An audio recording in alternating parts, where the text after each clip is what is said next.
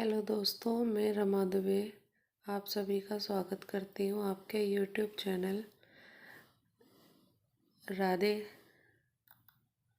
में। आज एलगी से जुड़े हुए जितने भी पॉइंट्स हैं, जितने भी टॉपिक्स हैं, मैं आपसे डिस्कस करूँगी और आपसे एक इम्पॉर्टेंट टॉपिक शेयर करनी चाहती हूँ कि जितनी भी वीडियो मैं अपलोड करूँगी, चाहे वो फंजाई हो, चाहे वो एलगी हो, चाहे उनमें जितने भी टॉपिक इंक्लूड्स रहते हैं, उनमें बीएससी लेवल के ही नहीं बल्कि एमएससी के लिए भी हैं। अगर आप यूजी के या पीजी के स्टूडेंट्स हैं तो सभी के लिए सभी वीडियो आपके लिए हेल्पफुल हैं। आप ये मत समझिएगा ये बीएससी लेवल के लिए है, ये यूजी और पीजी दोनों लेवल्स के लिए है। आइए वीडियो को स्टार्ट करते हैं। आज का हमारा आज का लेक्चर है general characters of algae.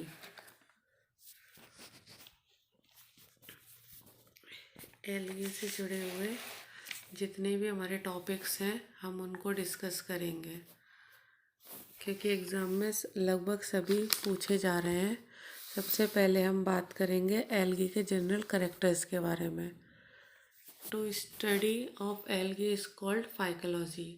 Algae के अध्ययन को बोला जाता है फाइकोलॉजी। ये फाइकोलॉजी वर्ड ग्रीक वर्ड से बना हुआ है जिसका मतलब फाइकोस। फाइकोस का मतलब होता है सीडवीड। अर्थात जो एल्गी होते हैं वो सभी समुद्रों से पाए जाते हैं, इसीलिए इन्हें समुद्री खरपतवार भी कहा जाता है। इसीलिए इसके अध्ययन को हम कहते हैं फाइकोलॉजी। फाइकोलॉजी फ्रॉम ग्रीक और phykos seaweed and logy of scientific study of algae. Next, algae are chlorophyll bearing simple thylakoid and autotropics. Algae जो होते हैं chlorophyll bearing simple thylakoid and autotrophic.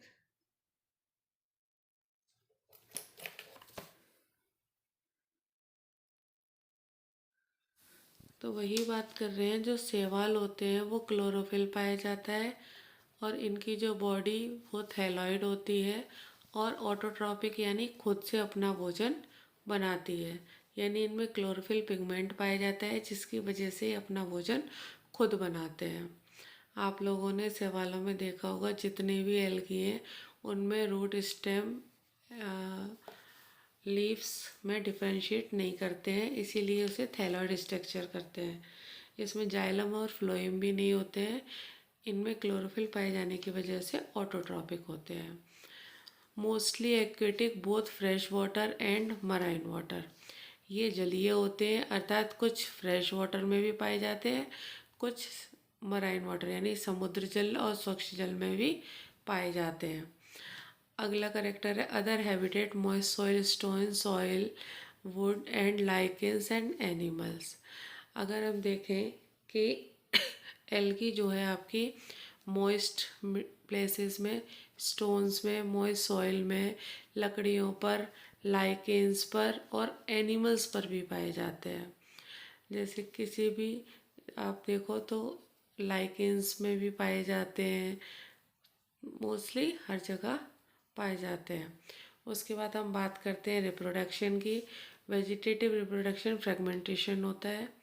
A sexual reproduction जो spores द्वारा होता है। Sexual reproduction fusion और gamete द्वारा होता है। वेजिटेटिव भी होता है, ए सेक्शुअल और सेक्शुअल तीनों तरीके से होता है। तो वेजिटेटिव रिप्रोडक्शन फ्रेगमेंटेशन के थ्रू होता है, सेक्शुअल रिप्रोडक्शन जो स्पोर्स के थ्रू होता है, sexual reproduction fusion of gametes के थ्रू होता है। द गैमीट्स में be isogamous, Chlamydomonas, angiosperms, oogamous as a Volvox and Fucus. अगर हम गैमीट्स की बात करें तो गैमीट्स फ्यूज़ करने वाले जो होते हैं मॉर्फोलॉजिकली और फिजियोलॉजिकली सिमिलर होते हैं, जैसे क्लैमिडोसोमोनास का होता है। अगर मॉर्फोलॉजी और फिजियोलॉजिकली डिफरेंट होते हैं तो एनिसोगेमस होते हैं, उसमें ऊगेमस टाइप का होता है। तो जनरली जो होते हैं वो मेल की तरह बिहेव करता है और लार्ज गैमीट्स होते हैं the sex organs of generally are celled without a style jacket. Sex organs जो होते हैं वो 1 सेल के बने होते हैं विदाउट स्टाइल जैकेट्स के। No embryo formation after gametic fusion. Gametic fusion के बाद कोई भी एम्ब्रियो फॉर्मेशन नहीं होता है। और इसमें जो है आपकी अल्टरनेट जो है आपकी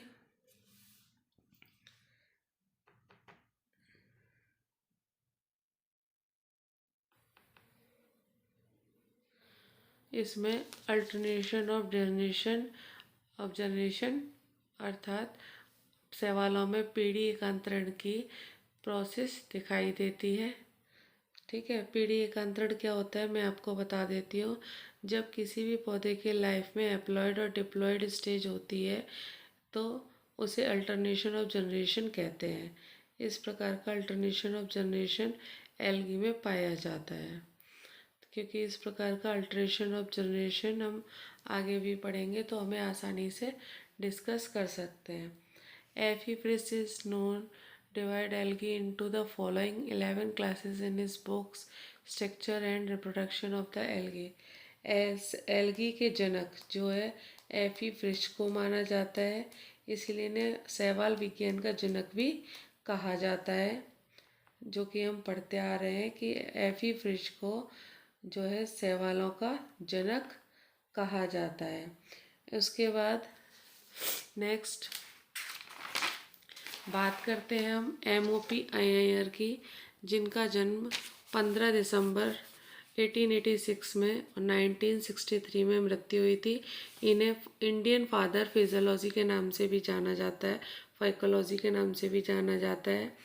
उसके बाद Lamrock's of William Henry Harvey has been called the father of modern phycology. Modern phycology की अगर हम बात करें तो लैम्ब्रॉक्स एंड विलियम हेनरी हार्वी